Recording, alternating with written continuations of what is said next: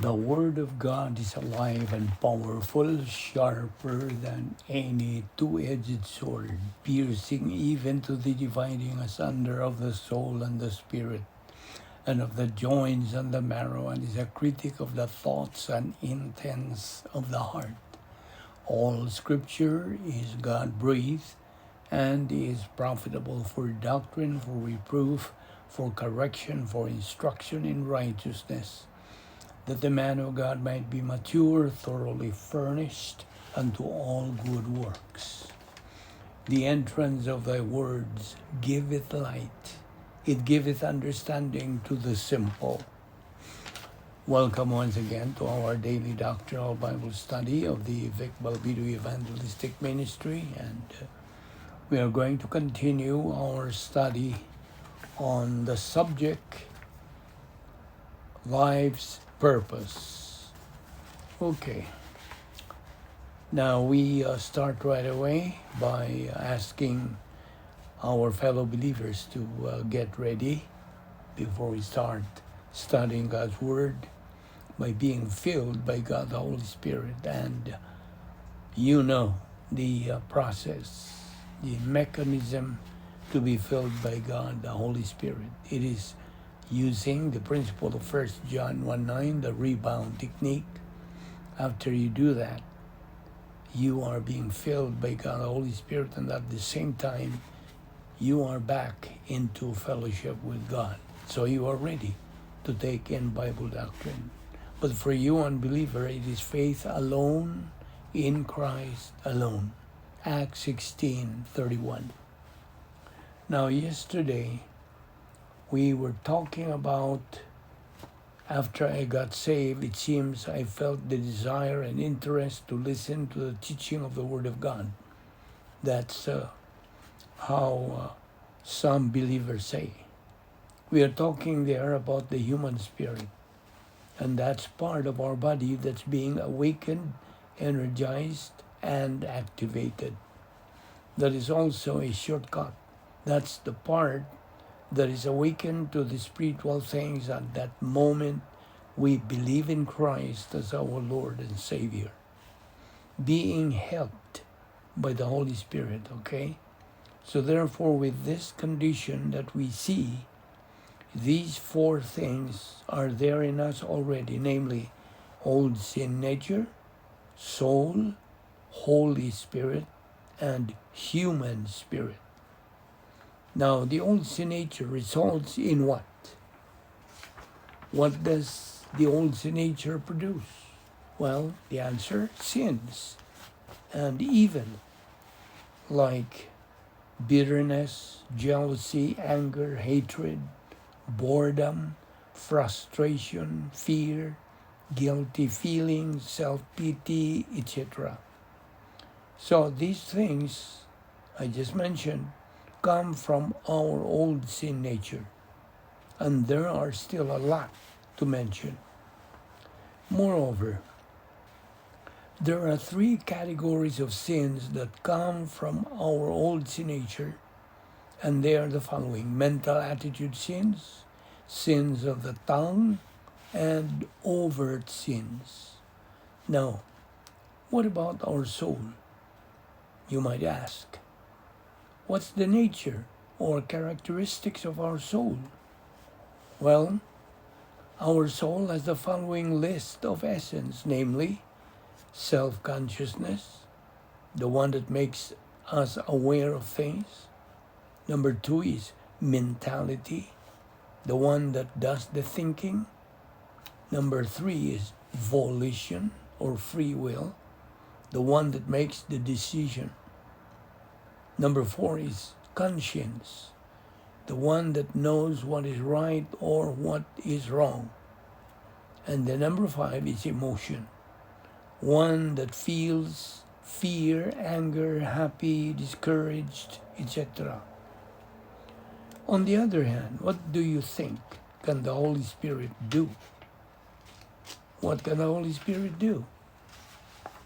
Well, now, why are we so fast to know, so fast to memorize the things that our old sin nature can do instead of being fast to know what the Holy Spirit can do. So, what can the Holy Spirit do or produce? Well, the Holy Spirit produces the following. Number 1 is love. Number 2 is joy. Number 3 is peace. Number 4, long suffering or patience. And number 5, gentleness. Now, these are the fruits of the Holy Spirit as delineated in the book of Galatians chapter 5 verse 22. So we can see here our situation, our condition.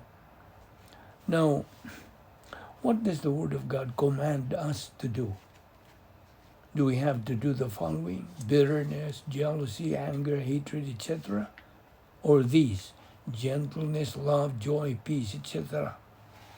Which of these two kinds of productions does God command us to do? Is it in the old nature side, old sin nature side, or in the Holy Spirit's? Of course, you would really answer the Holy Spirit side because that's being commanded in the Bible, right? Okay, may I ask you this question? Are we doing the Holy Spirit's side? That's the big question that each and every one of us must answer privately to God. But why? You know why we have to answer this question?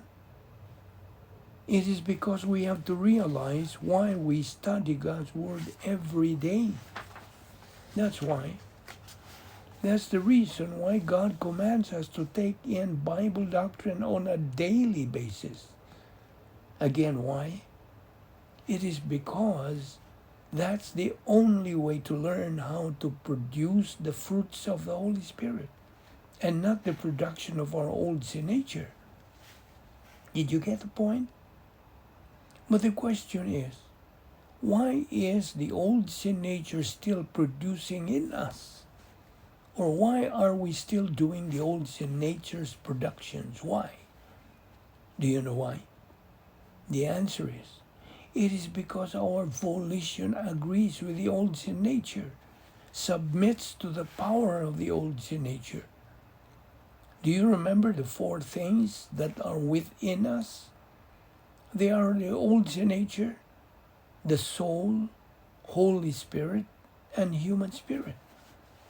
So we can see here that our volition, when we make a decision, goes or is inclined to go to the workings of the old sin nature, correct? And that is the reason why we just do not do the things that are from the Holy Spirit's production. Instead, we readily do the things that are from the old sin nature's production. Well, maybe some would say, oh, never mind. Anyway, I'll just rebound after I do it. I'll just confess those sins.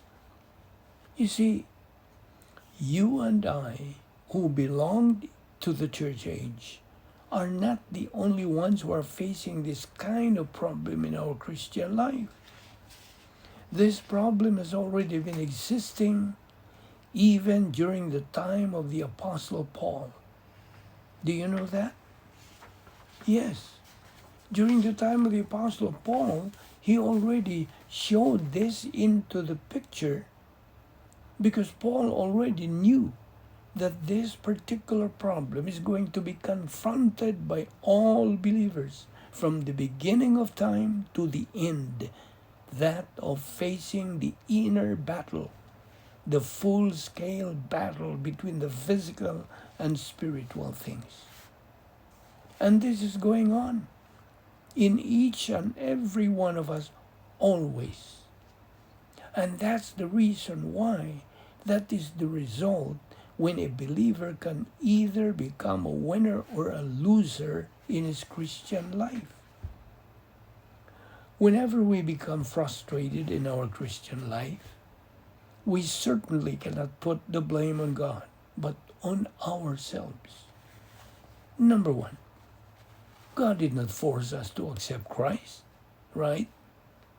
Naturally, we could not have accepted the Lord had we not used our volition, correct? Number 2, God does not force us to be filled by the Holy Spirit. Now, by the way, there are some people, believers, who would say, oh, it's only the Holy Spirit who can remove this vice that I have. Listen and get this. The Holy Spirit cannot and will not remove that personal vice that you have unless and until you use your volition and you would decide to have it removed from you. You got it? God did not intend to make you a robot. No. At the moment you accept Christ, that does not mean you become a robot. No. God respects the decision of your volition. And your volition is the one that's going to continue when you become a Christian. You see, our volition will keep on going until the day we die. Therefore, we can see here how truthful Paul the Apostle was when he said that which I desire to do, I just do not do. But that which I do not desire to do is what I do. And we already have seen the very reason why this is so. This is because our volition is located in our old nature. That's why. So Paul said, that which I desire to do, I just do not do. But that which I do not desire to do is what I do. Now, where do these things, these productions as results, like sins of the tongue, mental attitude sins, and overt sins come from? Where? Where did the old nature learn all these things I just mentioned? Where? And take note of this. Why is it that even if you are not taught about those things, how to do them, why do you do them? Why do you automatically do them? Why? Where did our old nature learn all those things? Those things which absolutely are an abomination to God. Where? Well, you may say from nature. Yes, from nature, but where did that nature come from? Did it come from Adam? If so, Adam was crazy. We will continue this discussion tomorrow, so don't forget to be with us. I'll see you then.